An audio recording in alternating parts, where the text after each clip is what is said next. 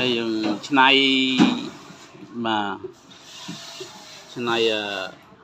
កដុងទូសុតធ្វើជាលន់ដាក់ក្តាមឃើញភ្លៀងមួយថ្ងៃឃើញក្តាមឡើងច្រើនបាទអញ្ចឹងសាកល្បងតេស្តមើលតើវាចូលឬអត់ចាំមើលវីដេអូស្អែកទាំងអស់គ្នាបាទថ្ងៃនេះយើងទៅធ្វើឲ្យបានមួយទេដាក់តេស្តមើលវាចូលឬមិនចូលបាទនេះ